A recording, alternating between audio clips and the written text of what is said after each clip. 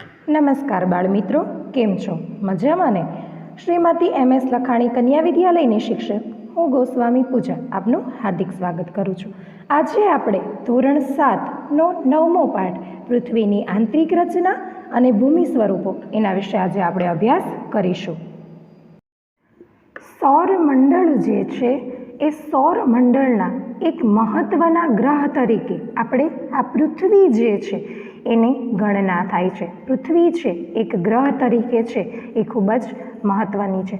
હવે આપણી આ પૃથ્વી જે છે એ એક એવો ગ્રહ છે કે જેના ઉપર આપણને વિકસિત જીવન જે છે એ જોવા મળે છે.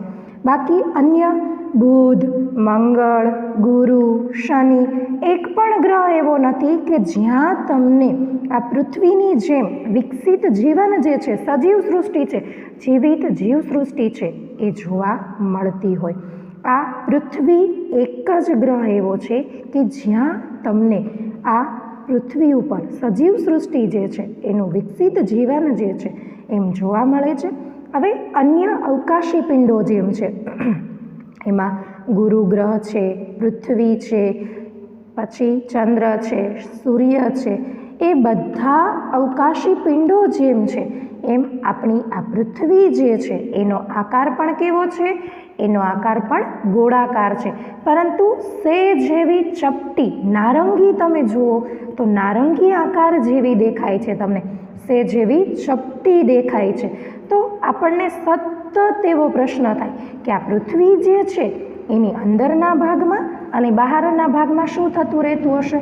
તો આ પૃથ્વી જે છે એની માન્યતા પ્રમાણે આપણે જોઈએ તો પૃથ્વી જે છે એ ગરમ ધગધગતો આગનો ગોળો હતી અને સમય જતાં ધીમે ધીમે ધીમે છે એ ઠંડો પડ્યો અને ઠંડો પડતો બહારનો જે ભાગ છે એ નક્કર ખડક સ્વરૂપે જોવા મળે છે. પરંતુ પૃથ્વીનો અંદરનો જે ભાગ જે છે એમાં હજી પણ આપણને સતત અને સતત ઊંડાઈ સુધી જો જતા રહીએ તો આપણને તાપમાન છે એ વધુ ને વધુ અનુભવાતું હોય છે.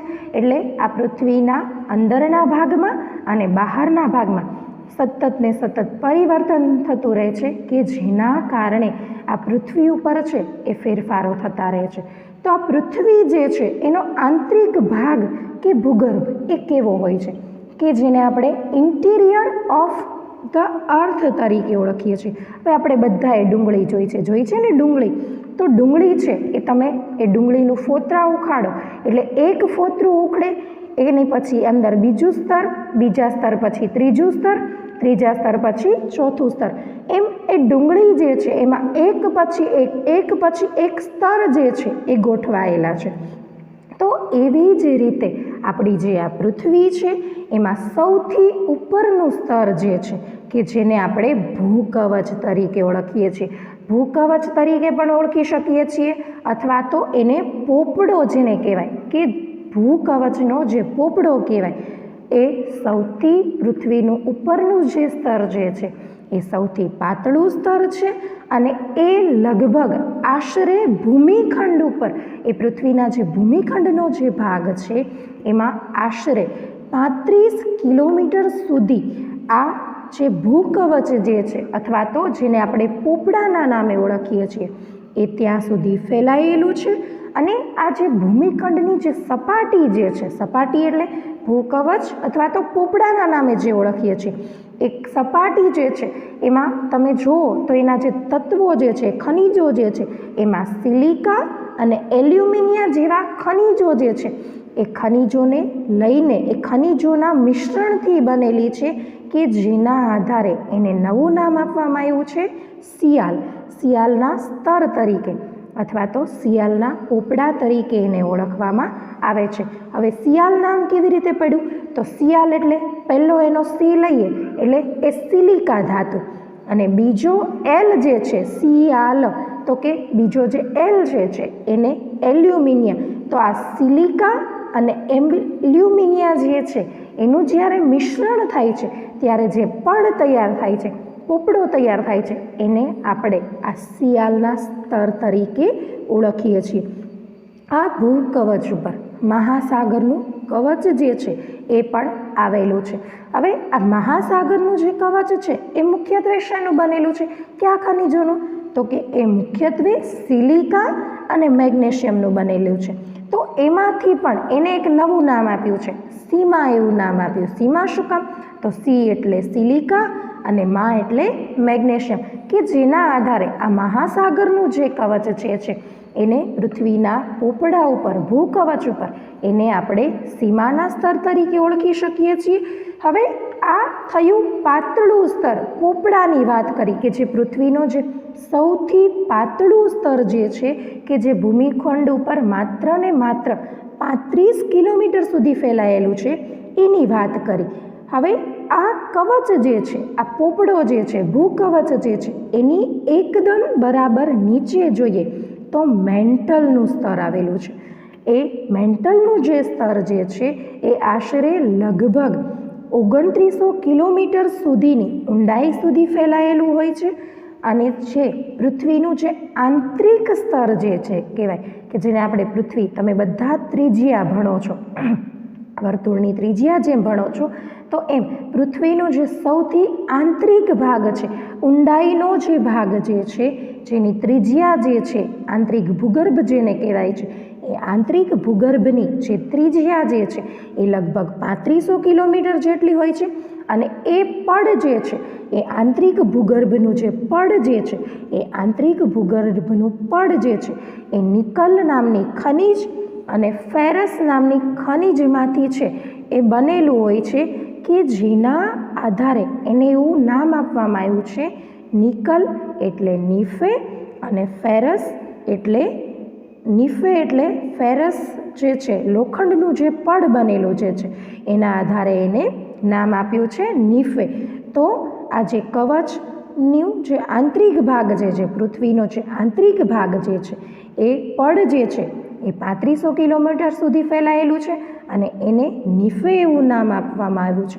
કેન્દ્રીય ભૂગર્ભ, જે કેન્દ્ર હોય, વર્તુળની ત્રિજ્યા તમે દોરો ત્યારે તમે કેન્દ્રથી શરૂઆત કરતા હોય તો એ કેન્દ્રનું જે ભૂગર્ભ જે છે કે જે સૌથી આંતરિક ભૂગર્ભ જે છે, અંદરનો જે ભાગ છે પૃથ્વીનો, ત્યાં સૌથી વધુ તાપમાન જ્યાં છે એ અનુભવાય છે. પૃથ્વી પર કોઈક જગ્યાએ જમીન ઉપર ખોદકામ કરતા જાઓ તો ધીમે ધીમે તમે જેટલી ઊંડાઈ સુધી પહોંચશો ત્યાં તમને તાપમાન જે છે એ વધુ અનુભવાશે, ઉપરાંત દબાણ અનુભવાશે, કે જેના કારણે જે ખોદકામ કરનાર વ્યક્તિ છે એને મૂંઝારો થાય, શ્વાસ લેવામાં તકલીફ પડે, આવું દબાણ સર્જાતું હોય છે.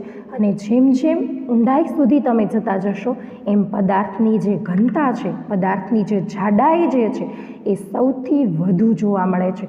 તો આમ આ પૃથ્વી જે છે એના આંતરિક ભાગ વિશે આપણે અભ્યાસ કર્યો. ત્યારબાદ આવે છે ખડકો અને ખનિજ.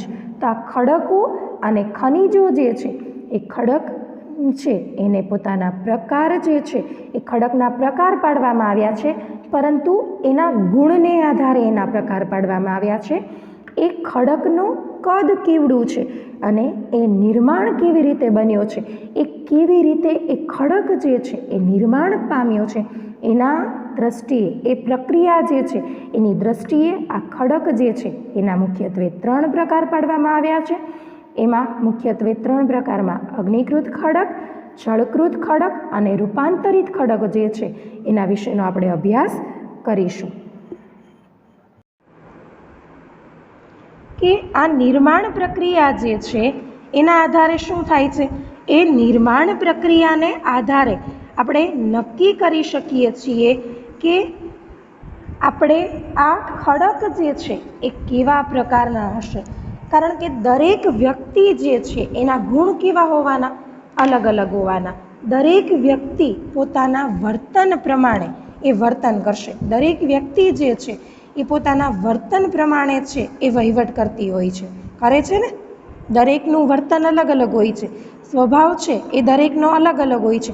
એમ આપણા સ્વભાવ જેમ અલગ અલગ છે, એમાં ખડકો જે છે એને પોતાના ગુણ છે, કણના કદ અને તેની નિર્માણ પ્રક્રિયા એટલે અમુક ખડકો જે છે એ ઘસારણને આધારે બન્યા છે.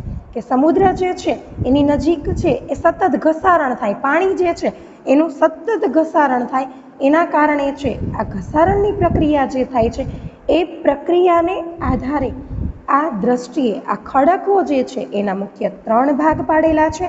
એમાં સૌથી પહેલો જે ખડકનો પ્રકાર જે છે એમાં અગ્નિકૃત ખડકનો સમાવેશ થાય છે. અગ્નિકૃત ખડક એટલે કે એને ઇગ્નિશિયસ ખડક તરીકે પણ આપણે ઓળખીએ છીએ.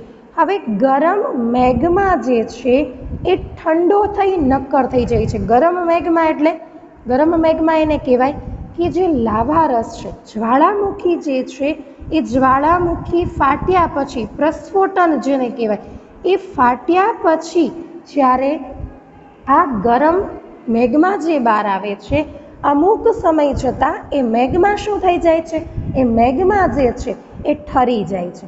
હવે આ મેગ્મા જે ઠરી જાય છે અને એ મેગ્મા જે ઠરી જાય છે અને એના આધારે જે ખડકનું નિર્માણ થાય છે, એના આધારે જે ખડક બને છે એ ખડકને આપણે નામ આપી શકીએ છીએ અગ્નિકૃત ખડક.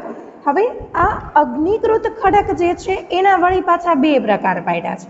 એક તો છે એ આંતરિક ખડક અને બીજો છે બાહ્ય ખડક. આવી રીતે આ અગ્નિકૃત ખડક જે છે એના મુખ્યત્વે 2 પ્રકાર પાડ્યા છે.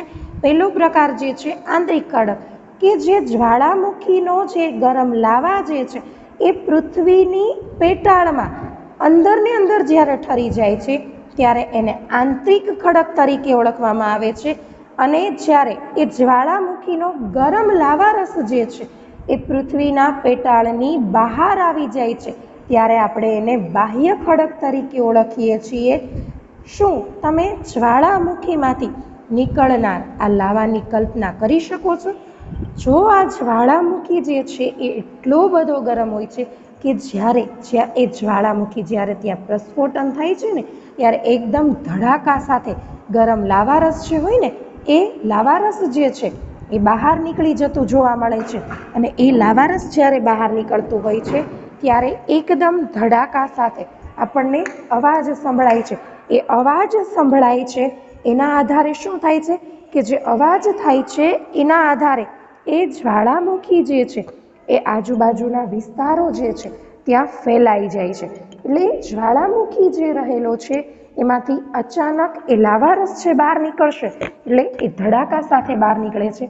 અને અમુક જગ્યાએ એવું બને છે કે પ્રવાહી મેગ્મા જે છે એ બહાર નીકળી શકતું નથી. એટલે કે આપણે આંતરિક ખડક એને કહી શકીએ કે જે મેગ્મા છે, જ્વાળામુખી જે છે કે જે પૃથ્વીની પેટાળની અંદર સમાયેલો રહી ગયો છે, પૃથ્વીની અંદર ને અંદર છે એણે નિર્માણ કરી અને પોતાનું ખડક પ્રક્રિયા છે એ બનાવી લીધી છે, તો એને આપણે આંતરિક ખડક તરીકે ઓળખીશું.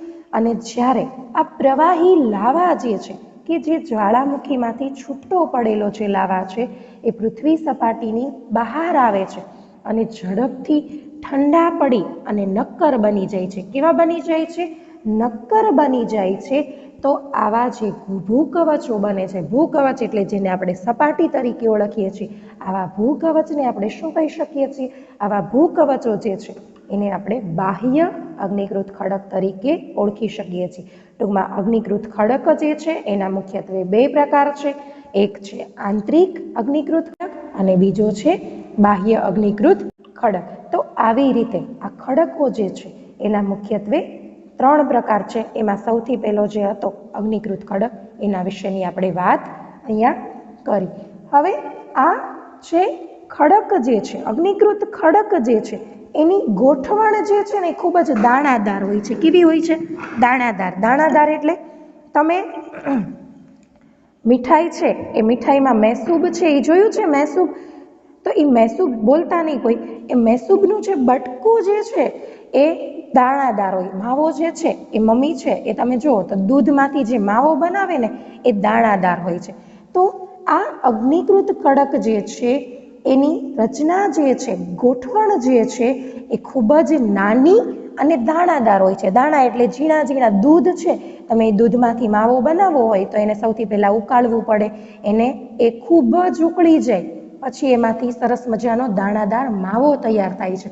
તો આવી રીતે આ એક પ્રકારના આ દાણાદાર પ્રકારનો છે ખડક તૈયાર થાય છે. એને આપણે અગ્નિકૃત ખડક તરીકે ઓળખીએ છીએ.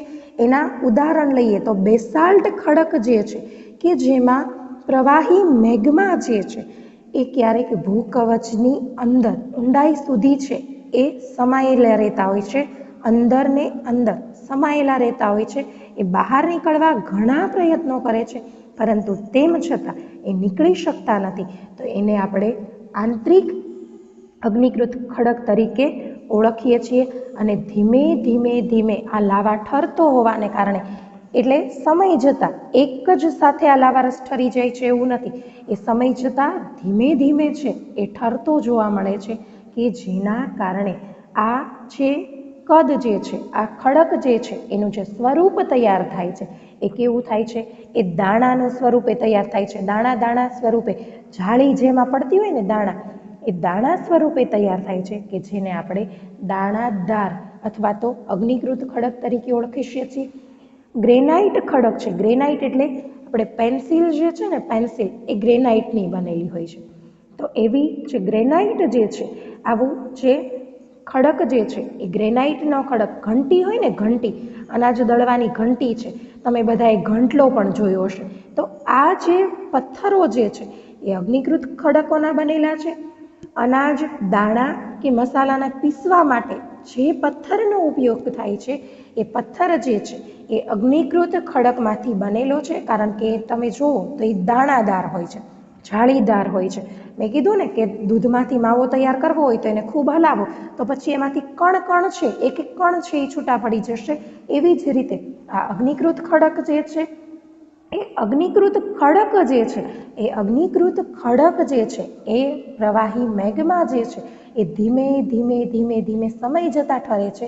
એટલે એમાંથી એ દાણા જે છે, જાળી જેને પડે ને, ધીમે ધીમે ધીમે ધીમે દાણા પડતા હોય એ રીતે છે આ અગ્નિકૃત ખડક જે છે એ તૈયાર થાય છે.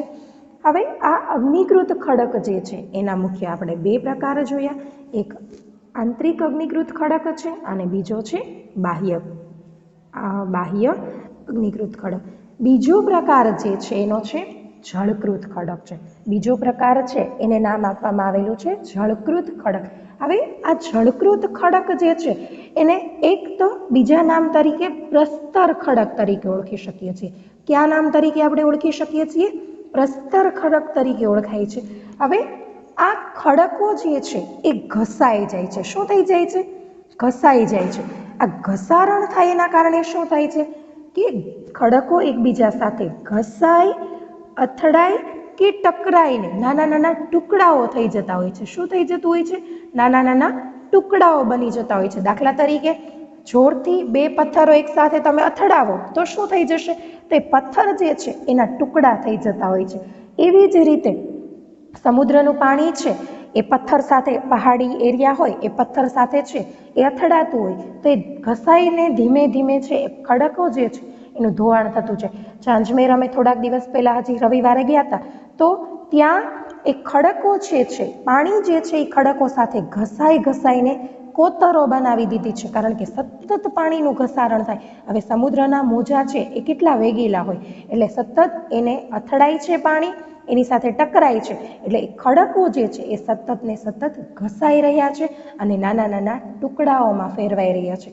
તો આ નિક્ષેપ જે છે એ નિક્ષેપ શેના દ્વારા થાય? તો કે એક તો પવન દ્વારા. અતિશય વેગ સાથે જ્યારે પવન ફૂંકાતો હોય અને એકબીજા ખડકો જે છે એકબીજા સાથે અથડાતા હોય છે ત્યારે આ નિક્ષેપ દ્વારા, આ નિક્ષેપ થાય હવા દ્વારા, પવન દ્વારા, ત્યારે એ પવન છે એકબીજા સાથે ખડકો જ્યારે ટકરાય છે એના આધારે પણ આ ખડકોના ટુકડા થઈ જાય છે. હવા અતિશય વાવાઝોડું ફૂંકાય ત્યારે ખડકોના ટુકડા છે એ એકબીજાથી છૂટા પડી ગયા હોય ત્યારે એ જમીન પર અથડાઈ જાય છે. અને પાણી દ્વારા, મેં જેમ જાંજમેરનું ઉદાહરણ દીધું કે જે જાંજમેરનો દરિયા કિનારો જે છે ત્યાં કોતરો જે બની ગઈ છે તો સતત પાણી જે છે એનું સતત ઘસારણ થઈ રહ્યું છે કે જેના દ્વારા આ પથ્થરો જે છે એ એક સ્થળેથી બીજા સ્થળે પહોંચી જાય છે. હવે એ સતત ઘસારણ થાય એટલે ખડક છે એ શું થઈ જશે? એ ખડક જે છે એ પહાડમાંથી છૂટો પડી જશે. એ છૂટો પડી જશે એટલે એ એક સ્થળેથી એ બીજા સ્થળે ખસી જાય છે અને ત્યાં બીજા સ્થળે છે એ પોતે ત્યાં જમા થઈ જાય છે, સ્થિર થઈ જાય છે. તો આ નિક્ષેપિત ખડકો જે છે એ દબાઈ જાય છે અને નક્કર બની જાય છે. એટલે સમય જતાં શું થઈ જાય એની ઉપર, જે સમુદ્ર કિનારા ન હોય પાણી જે છે એ અથડાય એટલે એની ઉપર ધૂળ છે, રેતી છે એ જમા થઈ જતી હોય છે. એટલે ખડાક દબાઈ અને નક્કર બની જાય છે. તો આવા ખડકો જે છે, આ પ્રકારના જે ખડકો બને છે એને આપણે પ્રસ્તર ખડકના નામે ઓળખીએ છીએ.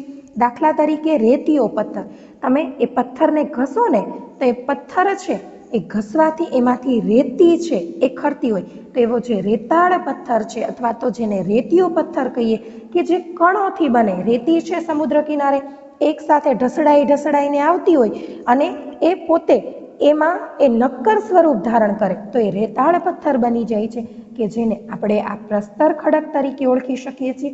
હવે આ ખડકો જે છે, પ્રસ્તર ખડકો જે છે એમાં વનસ્પતિ, પ્રાણી અને અન્ય જે સૂક્ષ્મ જીવાણુઓ જે છે એ ક્યારેક આ ખડકોમાં જોવા મળતા હોય છે. ઝીણા ઝીણા, તમે અમુક સમુદ્ર કિનારે જાઓ ને તો તમને અમુક છે ને જીવાશ્મીઓ જેને કહેવાય ને કે જે એમાં રહેતા હોય, જીવસૃષ્ટિઓ જે છે કે કરચલા છે એવું બધું તમને જોવા મળે. પછી નાના નાના લીલ જેવું દેખાડતું હોય. તો એવી જીવાશ્મી છે, સૂક્ષ્મ જીવાણુઓ જે છે એ ક્યારેક આ પ્રસ્તર ખડક જે છે એની ઉપર જોવા મળે છે. લીલ છે, શેવાળ છે નામની વનસ્પતિઓ જે છે એ વનસ્પતિઓ પણ આ ખડક જે છે એના ઉપર જોવા મળે છે અને જેને આપણે જીવાશ્મી કહીએ છીએ.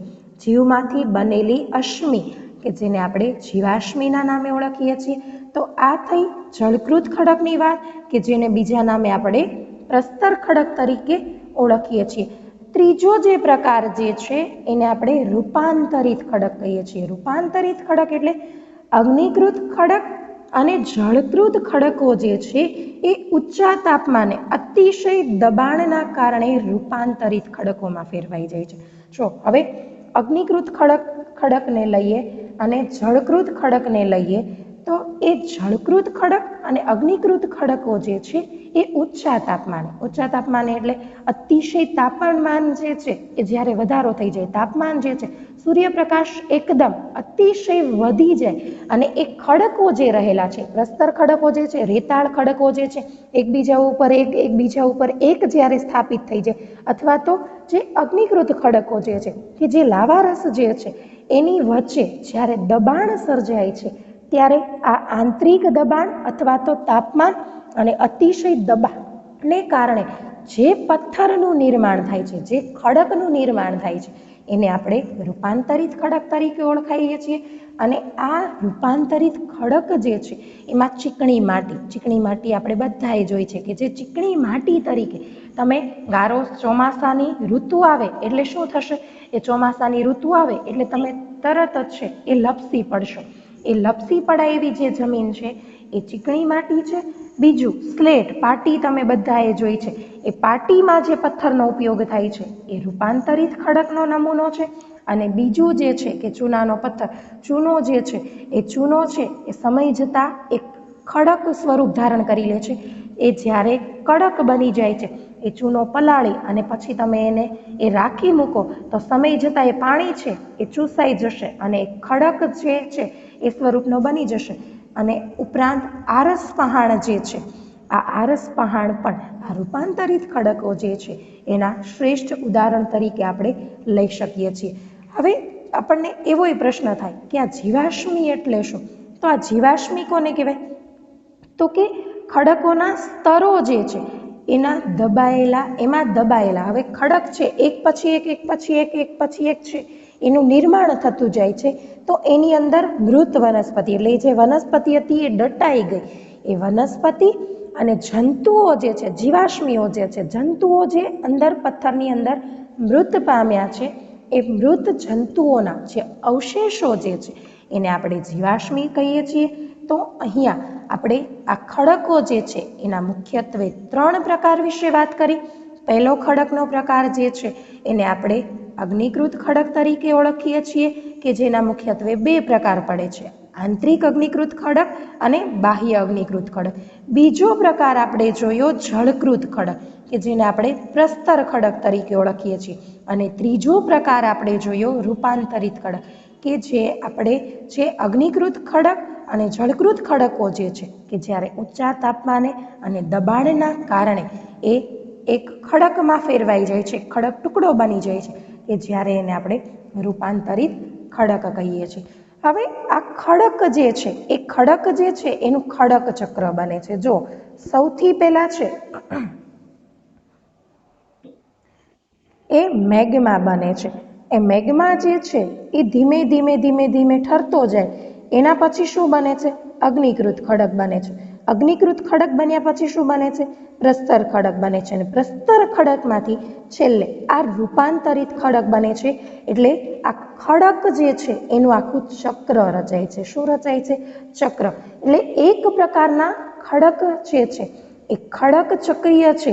એ ખડકનું ચક્ર રચાય છે અને એક પછી એક એમાં મેગ્મામાંથી અગ્નિકૃત ખડકમાં રૂપાંતર થઈ જાય છે, અગ્નિકૃત ખડકમાંથી પ્રસ્તર ખડકમાં રૂપાંતર થઈ જાય છે અને પ્રસ્તર ખડકમાંથી છેલ્લે એ રૂપાંતરિત ખડક જે છે એમાં એનું રૂપાંતરિત થઈ જાય છે. અને આ જે ખડક ચક્રીય પદ્ધતિ ચાલે છે એનાથી એકબીજામાં એ પરિવર્તન થઈ જાય છે. આપણે બધાએ પોષણ કડી જેમ જોઈ છે કે ઘાસ ખાનારો છે એ માંસ ખાનારાને ખાય, માંસ ખાનારાનો છે એ જીવ ખાય. તો આવી રીતે જે આખું જે આપણું જે ચક્ર ચાલે છે, આ વનસ્પતિ પોષણ કડી જેમ ચાલે છે એમાં ખડકનું પણ ચક્ર છે. એક ખડકમાંથી બીજા ખડકમાં પરિવર્તન થવાની જે આ પ્રક્રિયા જે છે એને આપણે ખડક ચક્ર તરીકે ઓળખીએ છીએ. એટલે પ્રવાહી મેઘમાં જે છે આપણે બધાને ખબર છે કે ધીમે ધીમે ધીમે ધીમે કરતા છે આ પ્રવાહી મેઘમાં છે એ શું થતો જાય છે? ઠંડો પડતો જાય છે. એટલે એ ઠંડો પડી જાય એટલે શું થાય છે? તો કે એમાંથી નક્કર અગ્નિકૃત ખડક બને છે.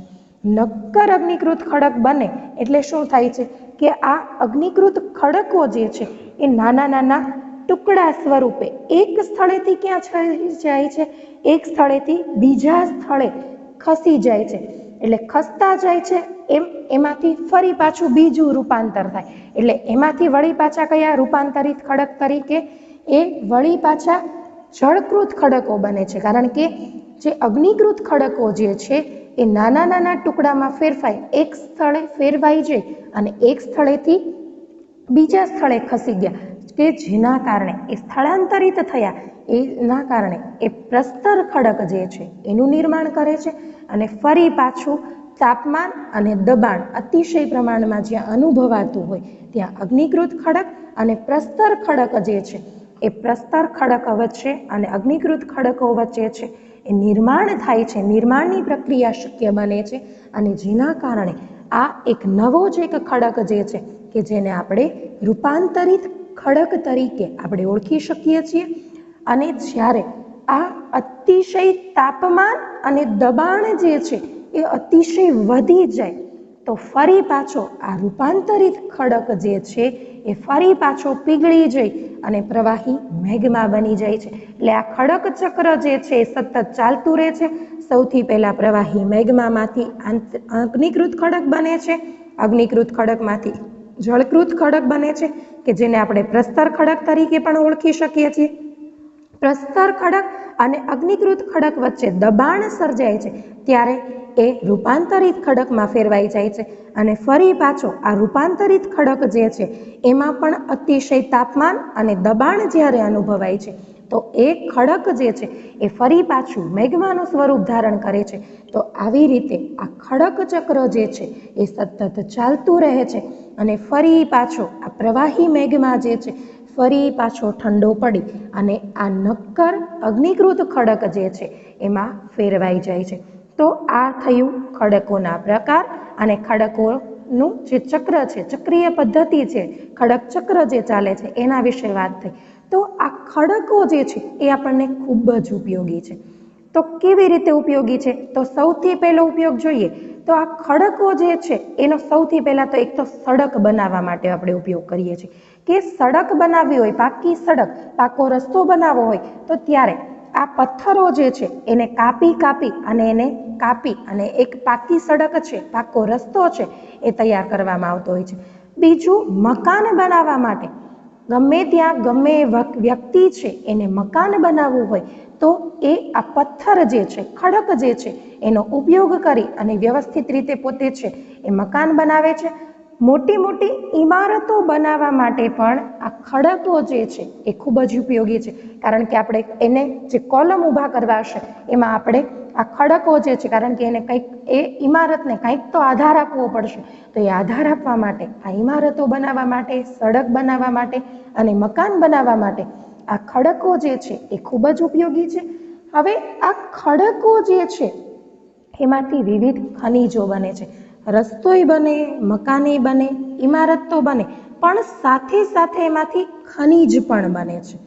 હવે આ ખનિજ જે છે એ કુદરતી સ્વરૂપે મળે છે કે જ્યારે પૃથ્વીના આંતરિક ભાગમાં જ્યારે દબાણ અને ઘર્ષણ થાય છે ત્યારે એ ઘસારણને કારણે એક ખનિજ જે છે એ ખનિજ જેવો પદાર્થ જે છે એ પૃથ્વીના પેટાળમાં આપણને મળતો હોય છે.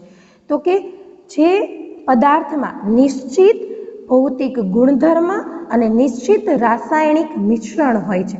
તો કે ખનિજ કોને કહેવાય? તો કે ભૌતિક ગુણધર્મ હોય, નિશ્ચિત પ્રકારે ભૌતિક ગુણધર્મ ધરાવતા હોય.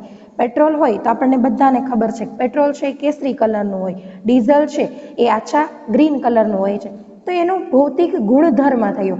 રાસાયણિક મિશ્રણ છે, અમુક રાસાયણિક પદાર્થો જે છે કે જેને ભેળવી, અને કેરોસીન છે આપણે બધાએ જોયું છે, પણ જે જેટ પ્લેનમાં જે વપરાય છે એ શુદ્ધ કેરોસીન વપરાય છે, કે જે શુદ્ધ કેરોસીન જે છે એ ફ્લાઇટ ઉડાડવા માટે, જેટ પ્લેન ઉડાડવા માટે એ શુદ્ધ કેરોસીન વપરાય છે. તો એ રાસાયણિક મિશ્રણ જે છે એનો જે ઉપયોગ થાય છે એના આધારે, આ રાસાયણિક મિશ્રણના આધારે આ ખનિજો છે એ તૈયાર થાય છે. આ ખનિજો જે છે એ માનવ જાતિ માટે ખૂબ જ ઉપયોગી છે, કારણ કે આપણે પેટ્રોલ, ડીઝલ, કેરોસીન, કુદરતી વાયુ છે, આ બધાનો ઉપયોગ છે એ આપણે ક્યાંક ને ક્યાંક કરીએ છીએ. એટલે આ ખનિજો જે છે એ માનવ જાતિ માટે ખૂબ જ ઉપયોગી છે. કેટલાક ઈંધણ તરીકે આપણે ઉપયોગમાં લઈએ છીએ. આ ઈંધણ જે છે, પેટ્રોલ છે, ડીઝલ છે, શુદ્ધ કેરોસીન છે, જો બળતણ તરીકે આપણે એનો ઉપયોગ કરીએ છીએ, પરંતુ જો આપણે એનો યોગ્ય સાચવીને જો એનો ઉપયોગ નહીં કરીએ તો આજથી 50 વર્ષ પછી કદાચ આપણને એ ઈંધણ જોવા પણ ન મળે. એટલે બને ત્યાં સુધી આપણને જે આ કુદરતી પદાર્થ તરીકે ખનિજ જે પ્રાપ્ત થયા છે એને આપણે યોગ્ય રીતે, આપણે એનો સારી રીતે ઉપયોગ કરીએ. આપણે અહીંયાથી થોડાક જ અંતરે જવું હોય તો આપણે બને ત્યાં સુધી ચાલીને જવાનો છે એ પ્રયત્ન કરીએ તો વધુ સારું રહેશે, કે જેના કારણે જો આપણે જ એનો બચાવ કરશું તો આપણે આવનારી પેઢી છે એનો ઉપયોગ કરી શકશે. એટલે આપણે જ એનો બચાવ કરવો જોઈએ. કોલસો છે, કુદરતી વાયુ છે, ખનિજ તેલ છે, પેટ્રોલિયમ છે, આ બધાનો ઉપયોગ આપણે ઈંધણ તરીકે કરીએ છીએ, બળતણ તરીકે કરીએ છીએ, કે જે આપણી માટે ખૂબ જ મહત્વનું એક ખનિજ છે, કે જેના આધારે આપણે બધા આ સુખ સુવિધા છે, એક જગ્યાએથી બીજી જગ્યાએ ગાડી લઈને જઈ શકીએ છીએ તો એ પેટ્રોલ દ્વારા શક્ય બને છે. જો પેટ્રોલ ન હોત, પેટ્રોલની શોધ ન થઈ હોત તો આપણે એક જગ્યાએથી બીજી જગ્યાએ જઈ શકીએ નહીં. એવી જ રીતે વિવિધ ઉદ્યોગો અને ઔષધિઓ બનાવવા માટે પણ આ ખનિજો જે છે એનો ઉપયોગ થાય છે. પેટ્રોલિયમ જેલી, આપણે વેસેલિન જેનો ઉપયોગ કરીએ છીએ તો એમાં પણ આ ખનિજ દ્રવ્યો છે એનો ઉપયોગ કરવામાં આવે છે. ઉપરાંત લોખંડ છે, એલ્યુમિનિયમ છે, સોનું છે, તો આ યુરેનિયમ છે, આ બધી ધાતુ જે છે એને બનાવવા માટે સોનું છે એ શુદ્ધ સ્વરૂપે મળે છે, પરંતુ સોનાને જો ઘાટ આપવો હોય તો એ સોનાને ઘાટ આપવા માટે આપણે એમાં તાંબાનો ભાગ જે છે એ થોડોક ભેળવવો પડે, તો જ આપણે એને વ્યવસ્થિત રીતે, સરખી રીતે ઘાટ આપી શકીએ છીએ, નહીં તો એને ઘાટ આપી શકાતો નથી. એલ્યુમિનિયમ બનાવવા માટે એમાં બોક્સાઇટ ભેળવવામાં આવે છે, સ્ટીલ બનાવવા માટે એમાં બોક્સાઇટ ભેળવવામાં આવે છે. એ ધાતુનું મિશ્રણ કરવામાં આવે ત્યારે આપણને એલ્યુમિનિયમના અને સ્ટીલના વાસણો છે એ બનતા જોઈ શકીએ છીએ. તો અહીં આપણે ખડકો છે એના પ્રકારો વિશે ભણ્યા, ખડક ચક્ર કઈ રીતે કાર્ય કરે છે એના વિશે ભણ્યા, અને આ ખડકો જે છે એ આપણી જે સજીવ સૃષ્ટિ છે, માનવ જાતિ છે એને કઈ રીતે ઉપયોગી છે એના વિશેનો આજે આપણે અહીંયા અભ્યાસ કર્યો. અને આ લોખંડ, એલ્યુમિનિયમ, સોનું એ ધાતુ જે છે એ આપણને ખૂબ જ ઉપયોગી થાય છે.